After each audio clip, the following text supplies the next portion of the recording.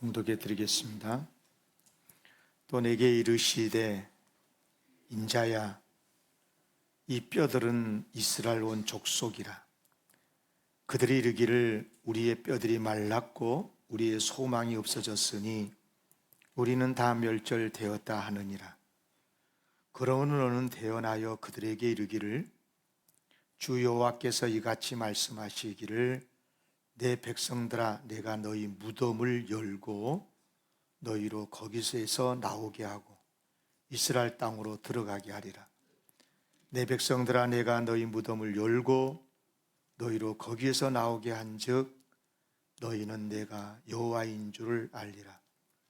내가 또 내 영을 너희 속에 두어 너희가 살아나게 하고 내가 또 너희를 너희 고국 땅에 두리니 나 여호와가 이 일을 말하고 이룬 줄을 너희가 알리라. 여호와의 말씀이니라.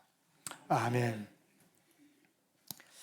금년 우리 영광교회 표가 성령의 능력으로 부흥하는 교회입니다. 진심으로 축복합니다. 우리 영광교회가 성령의 능력으로 부흥하기를 원합니다. 지난 주일에 걸쳐서 이제 오늘 두 번째 하게 되는데, 지난주 설교 기억나세요? 지난 주일에는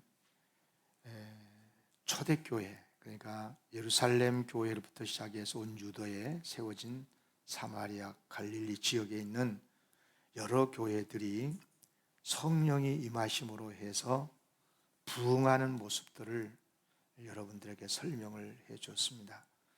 성령의 능력이 뭐냐? 성령의 능력으로 부흥하는 모습이 뭐냐? 다시 반복해서 복습한다는 차원에서 한번 보세요. 앞에 보면 성령의 능력으로 부흥했었던 초대교회의 모습, 그냥 부흥이라 그러니까 숫자적으로나 많고 뭐 이렇게 뭐 지역으로 막 크게 선교하고 그런 것만 의미하는 건 아니고요. 부흥이라고 할 때 반드시 이 세 가지가 있어야 부흥인 거예요.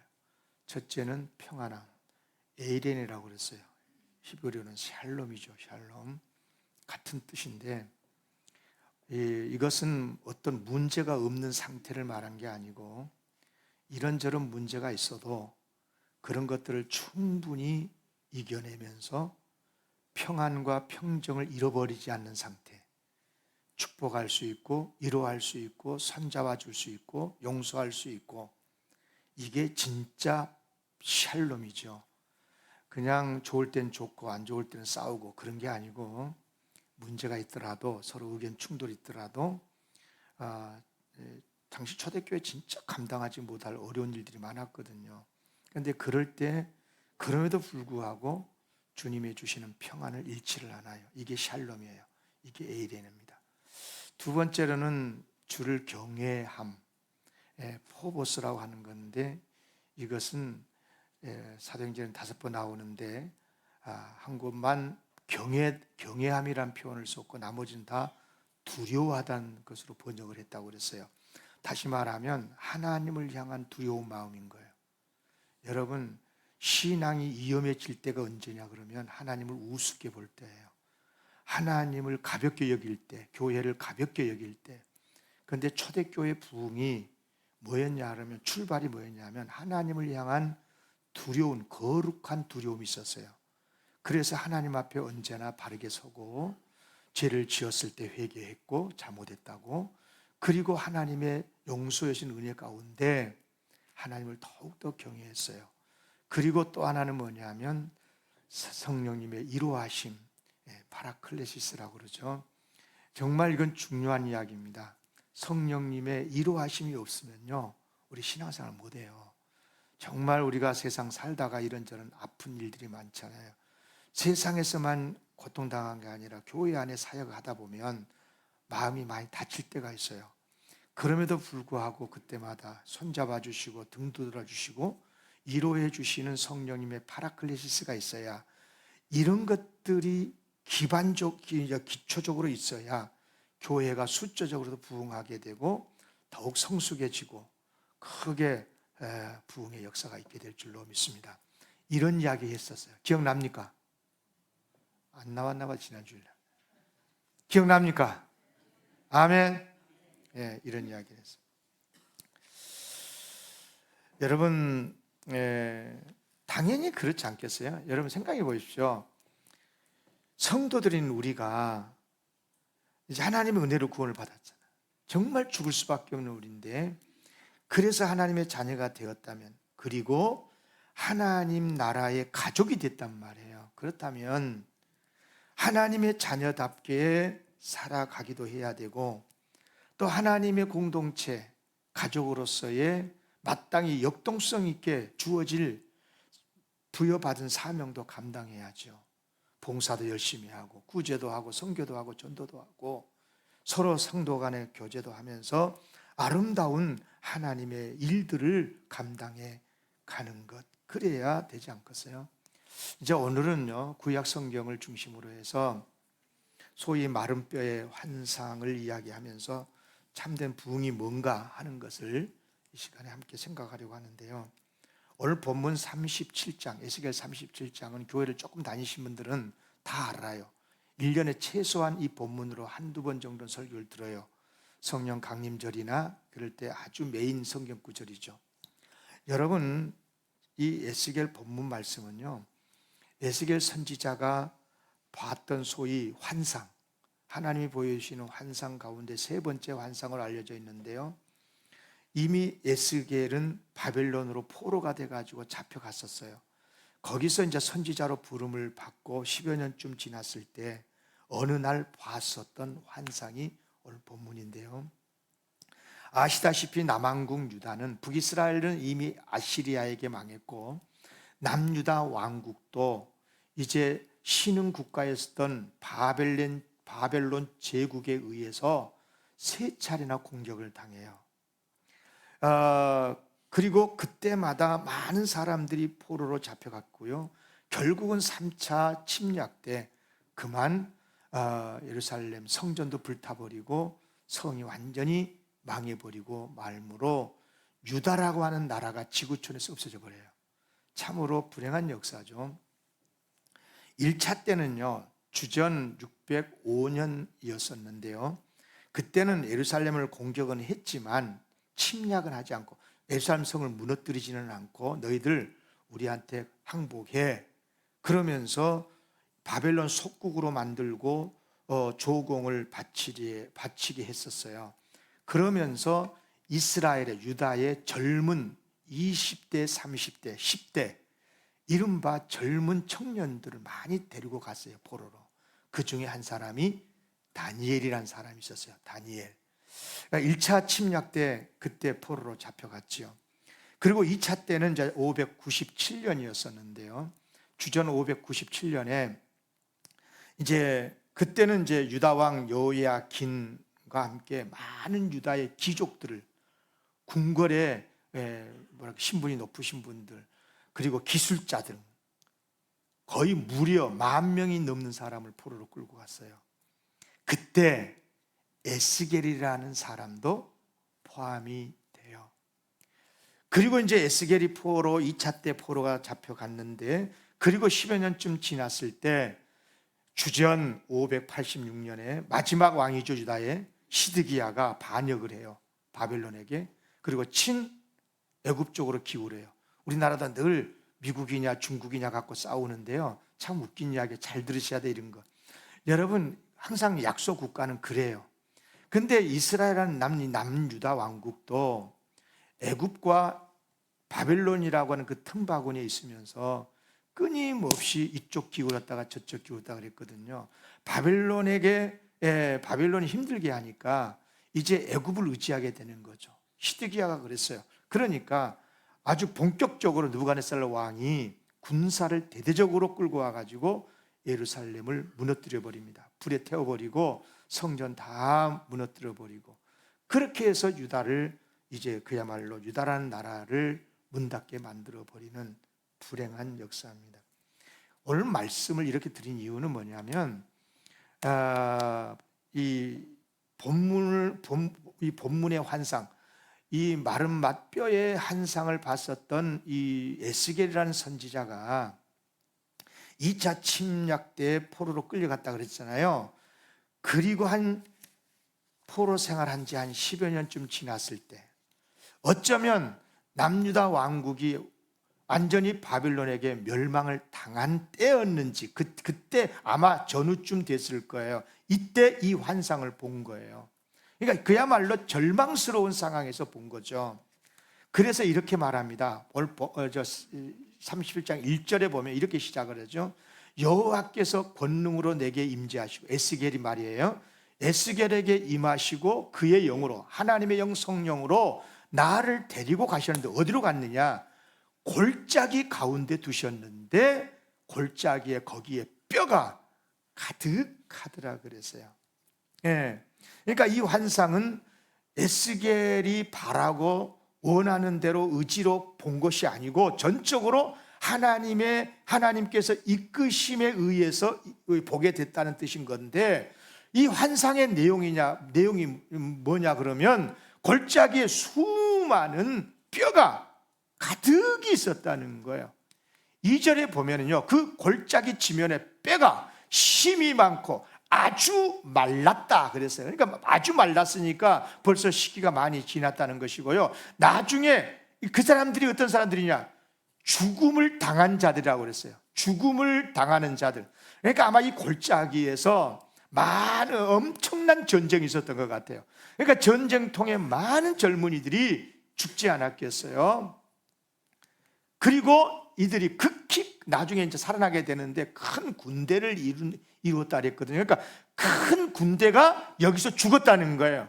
다른 데서 죽고 끌려와 가지고 골짜기에 버려진 사람도 있었겠지만 그렇다 이 말입니다.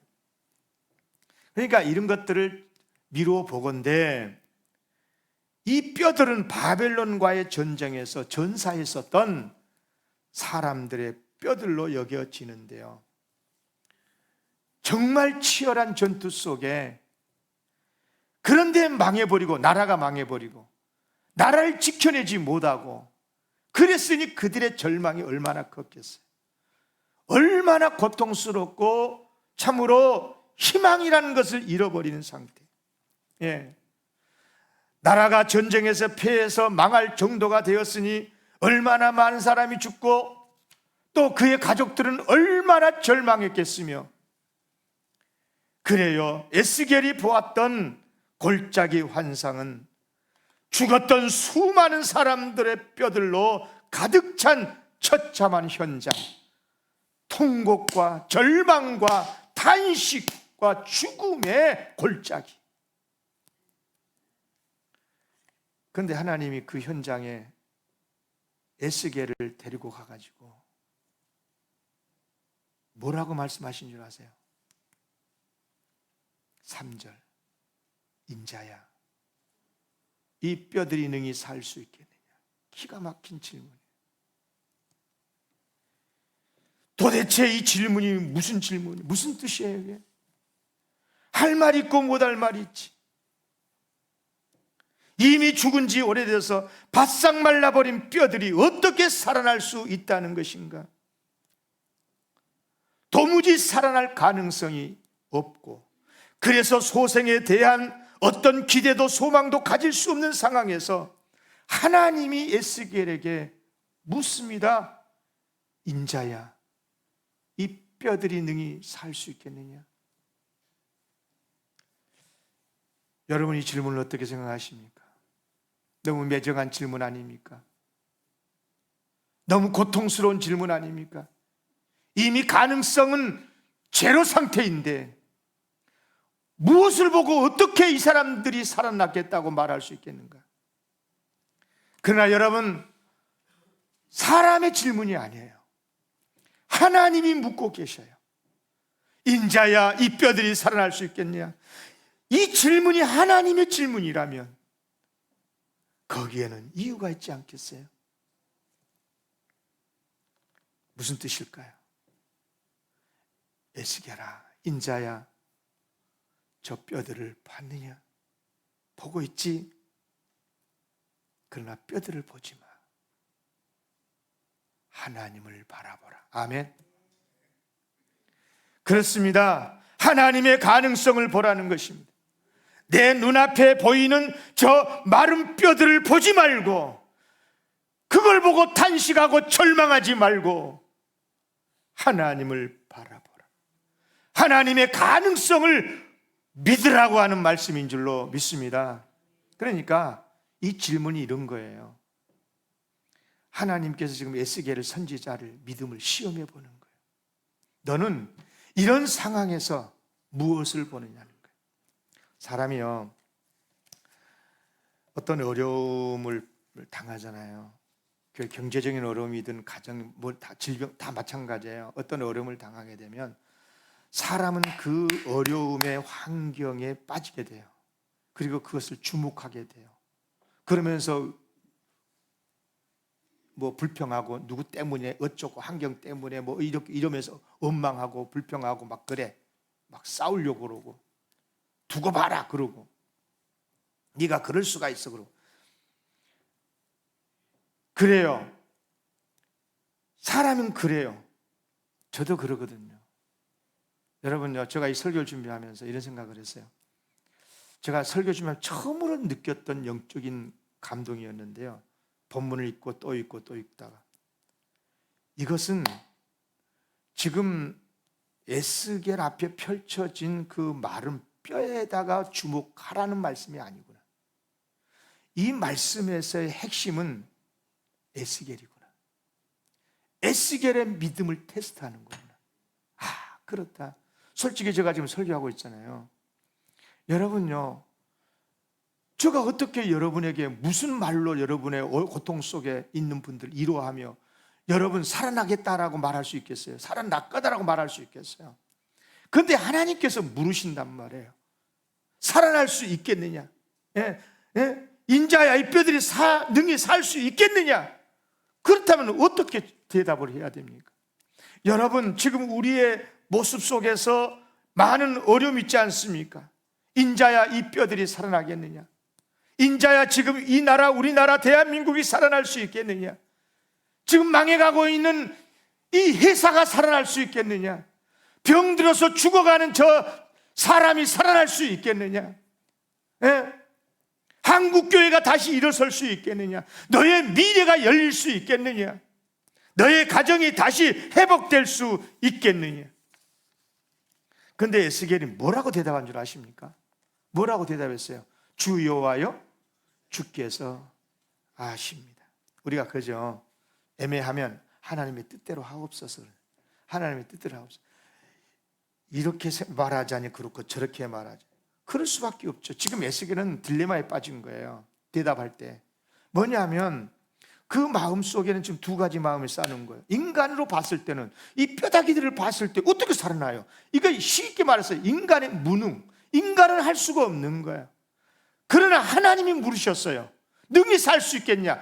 그렇습니다. 하나님이 하시면 하실 수 있다는 대답인 거거든요. 하나님이 아십니다. 아멘.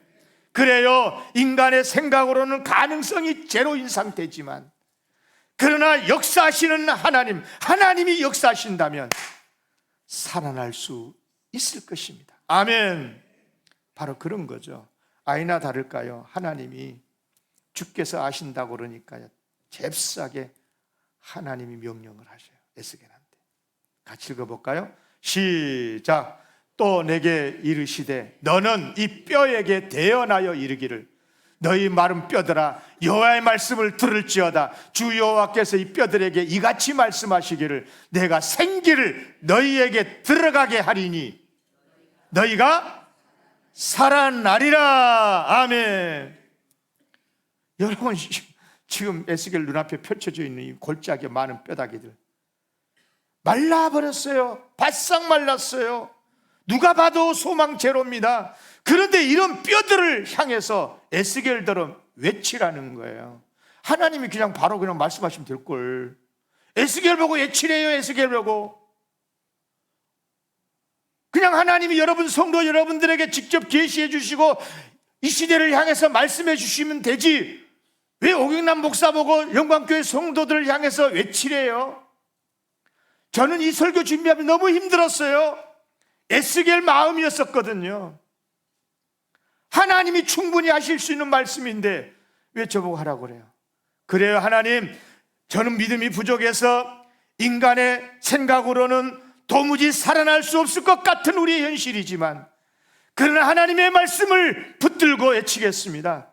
주님 안에서 주 여호와의 생기로 말미암아 너희는 살아날 것이니라. 아멘. 너희 마른 뼈들아, 여호와의 말씀을 들어라.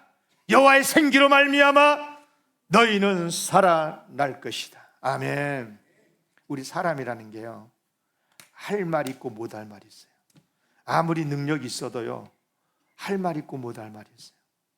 그러나 하나님께서 명하시면 못 할 말도 해야 되는 거예요.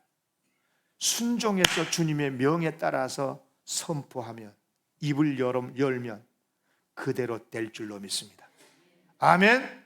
아무리 내가 능력이 있는 것 같아서, 또 할 수 있을 것 같아서 내가 선포를 할지라도 못할 일 많아.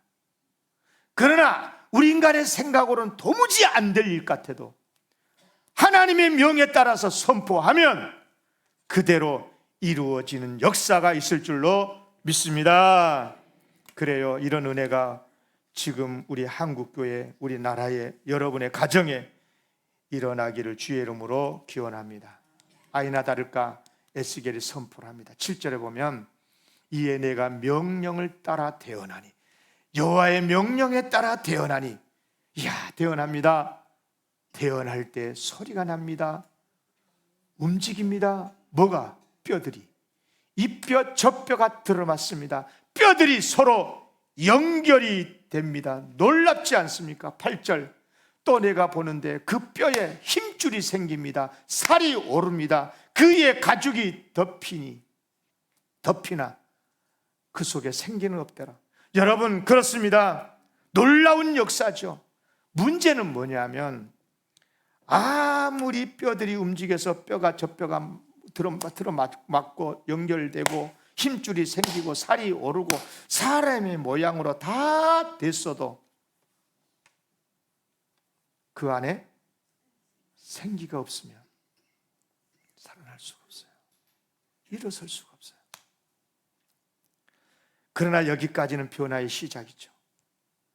그런데 그 속에 생기가 들어갔을 때, 그래요, 여러분, 겉으로 보면 뼈들이 들어맞고 힘줄 살이 생겨나고 가죽도 입혀지고 큰 군데 같지만, 그러나 그 속에 생기가 없으면 아무것도 할 수가 없는데, 여러분 솔직히 그러잖아요. 덩치만 크면 뭐예요? 여러분, 교회요, 아무리 커도요, 교회 안에서 생기가 사라져버리면 교회는 조만간에 문 닫아요. 세계에서 경제 10대국 8강, 7강 아무리 해도요, 대한민국에서 하나님의 생기가 사라져버리면 대한민국 금방 동남아시아처럼 돼요. 여러분, 그런 역사가 많아, 지금 우리 주변에. 여러분, 기억하셔야 됩니다. 아무리 그 사람이 젊은 청년이고, 아무리 그 사람이 대단한 공부를 많이 한 능력자라 한다 하더라도 그 몸에 건강이 사라지고 생기가 사라지고 병이 들면 끝나는 거예요. 그러지 않습니까? 아무것도 할 수 없고 어떤 역사도 이룰 수 없는, 세상도 그렇고 교회도 마찬가지입니다. 그래서 하나님께서 다시 명령하라고 그러십니다. 자, 9절은 같이 읽읍시다. 시작. 또 내게 이르시되, 인자야, 너는 생기를 향하여 대언하라. 생기에게 대언하여 이르기를, 주 여호와께서 이같이 말씀하시기를, 생기야, 사방에서부터 와서 이 죽음을 당한 자에게 불어서 살아나게 하라 하셨다 하라. 아멘. 10절도 같이 시작. 이에 내가 그 명령대로 대언하였더니 생기가 그들에게 들어가매 그들이 살아나서 일어나서는데 극히 큰 군대더라. 아멘.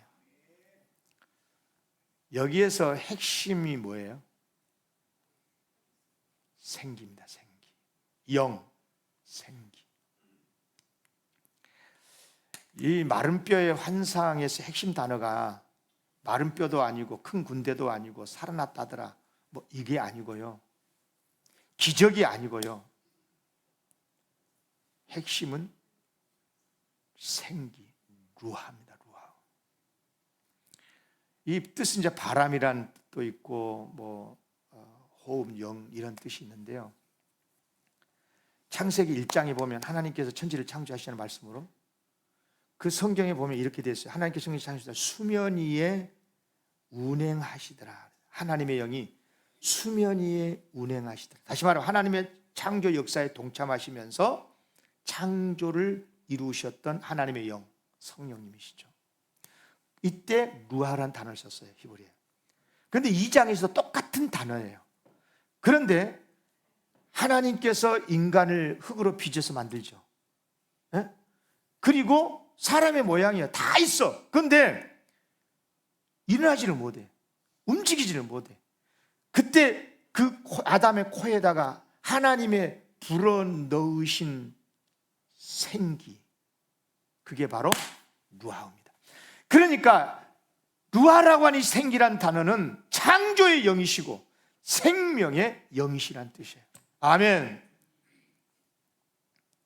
그러므로 이 루아, 하나님의 영, 창조의 영, 생명의 영, 중요한 것은 이것이 들어가는 순간 소생의 역사가 일어나고 죽었던 자가 살아나고 없던 것이 생기고 마른 뼈들이요 시체에 불과한 존재지만 거기에 생기가 들어가면 큰 군대가 된다는 거예요. 할렐루야.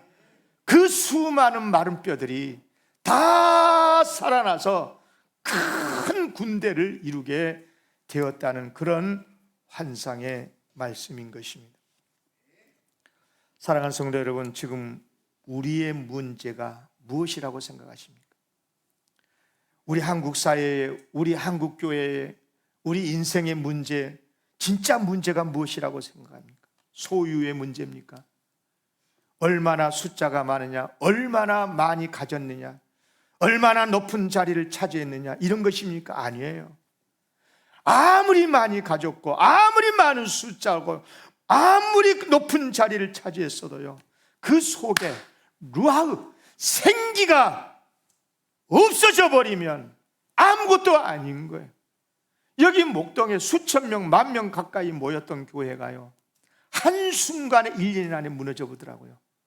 여러분, 아무리 십자가를 세우는 교회라고 한다 할지라도, 거기에 예수 그리스도의 복음이 전해지고 있다 하더라도 하나님의 영, 성령님의 역사가 없으면요, 순식간에 교회는 문 닫아요. 꼭 기억하시기를 바랍니다. 축복합니다. 금년에 우리 안에 하나님의 생기 루아가 충만하시기를 기원합니다. 아멘. 그런데 이제 오늘 본문 말씀은 뭐냐면, 이 마른 뼈들의 환상을 앞에 팩트적으로 보여주면서 이것이 무슨 뜻인 줄 아니? 하고 해설해 놓은 것이 11절에서 14절까지 말씀이에요. 그러니까 무슨 말이냐면, 에스겔에게 왜 이런 환상을 보여주셨는지, 이 환상이 무엇을 의미하는 건지, 이 환상을 보여주시면서 하나님이 궁극적으로 원하시고 바라시는 게 뭔지, 그것을 설명해 주고 있는데요. 왜냐하면 당시 이스라엘 백성은 한마디로 말해서 절망 상태에 빠졌거든요. 모든 걸 잃어, 국가도 잃어버리고 아무것도 할 수 없는 상태. 예. 자유도 없고 민주는 고사하고 다 잃어버린 상태. 이게 11절 봐봐요. 또 내게 이르시되 인자야, 이 뼈들은 누구를 말한 거라고요? 이스라엘 온 족속이라. 이 뼈들은 이스라엘이래. 이스라엘 온 족속이래. 그런데 이스라엘이 스스로 이르기를 뭐라고 그러냐? 우리의 뼈들이 말랐고 우리의 소망이 없어졌으니 우리는 다 멸절되었다 하느니라. 그래요. 뼈들이 말라버린 거예요. 전쟁에서 졌어요. 군인들이 다 죽었어요. 골짜기에 뼈들이 말라버렸어요. 소망 없어요. 나라 문 닫았어요. 예루살렘 문 닫았어요. 끝났다는 거잖아요. 거기에 무슨 희망이 있어요? 거기에 무슨 소망이 있어요? 그래요, 이스라엘 백성들은 스스로가 절망했어요. 우리는 마른 뼈와 같은 존재, 겉은 멀쩡한 것 같지만 속은 이미 죽어버린 상태, 희망도 없고 다 망해버린 상태, 그저 하루하루 죽지 못해서 살아가는 그런 상태, 얼마나 불쌍한 모습이에요. 여러분, 이것이 옛날 이스라엘만의 이야기일까요? 여러분들은 여러분 자신을 어떻게 이해하십니까? 여러분, 우리나라의 지금의 상태를 어떻게 이해하고 있습니까? 한국교회를 여러분 어떻게 보고 계십니까? 비판만 하지 말고, 무엇 때문이라고만 말하지 말고, 그것은, 무엇 때문이라는 것은 법이 잘못된 것은 심판할 거고, 그렇지 않겠습니까? 여러분들은 지금의 우리나라의 형편을 객관적으로 볼 수 있는 눈이 있어야 되는 거예요. 여러분, 이것이 보수 진보 싸움 같습니까? 그렇지 않아요. 여기에는 무서운 사탄의 함정이 있는 거예요. 이걸 알아야 되는 거예요. 저는 보여 이거예요. 여러분, 나라를 사랑하시기를 바랍니다. 우리나라를 지켜내야 되는 거예요. 여러분, 죄송하지만 이유 여하를 막론하고 어떤 이유가 됐든 간에 지금 우리 한국 사는 비상이에요. 비상. 대통령 없어요. 총리 없어요. 국방장관 없어요. 행정부 장관 없어요. 경찰청장 없어요. 육군 참모총장 없어요. 감사원장 없어요. 더 말할까요? 여러분요, 행정부가 마비된 상태예요. 공무원들이 지금 일하고 있으니까 되고 있는 것 같죠? 여러분요, 굉장히 두렵지 않습니까? 여러분, 이 기간이 더 지나가면 안 되는 거예요. 빨리빨리 수습을 해야 되는 거예요. 여러분, 그러면 우리 한국교회는 어쩝니까? 한국교회는 여전히 지금 모이고 있으니까 막 부흥하고 있는 것 같습니까? 그렇지 않아요. 내년마다 통계 수치는 떨어지고 우리 교단만 해도 작년 1년 동안 9만 명 성도가 없어졌어요. 9만 명이면은요, 1000명에 90교회가 없어진 거예요. 생각해봐요. 기가 막힐 일 아닙니까? 지금 여러분, 우리 영광교회에서 같이 예배 드리고 있으니까, 그럼 나는 내가 교회 다니고 있으니까 심각성을 모르는데요. 여러분 주변에 조금만 눈을 크게 뜨고 보세요. 여러분 친구 지금 교회 안 다니고 있을걸요. 여러분 지인들이 벌써 교회 떠난 지 오래된 사람도 있을걸요. 여러분, 그렇다 이 말입니다. 그렇습니다. 여러분, 국민에게 희망을 불어넣어주고 장차에 갈 길을 제시해줘야 될 정치가 도리어 자신들조차도 절망하고 있고 좌절의 골짜기를 벗어나지 못하고 있지 않습니까? 우리 젊은이들은 어떻게 합니까? 경건의 모양은 있지만 경건의 능력은 어디서 찾아볼 수 없는 교회 모습들. 너무나 죄송한 표현이지만 우리의 모습이 지금 죽음의 골짜기에 널려있는 뼈들과 같지 않습니까? 절망하자는 말이 아닌 거예요. 포기하자, 이대로 그만두자, 그걸 말하려고 한 게 아닙니다. 현실이 그렇다는 거예요. 객관적으로 볼 수 있는 눈이 열리시기를 바랍니다. 사실이 그렇다는 거예요.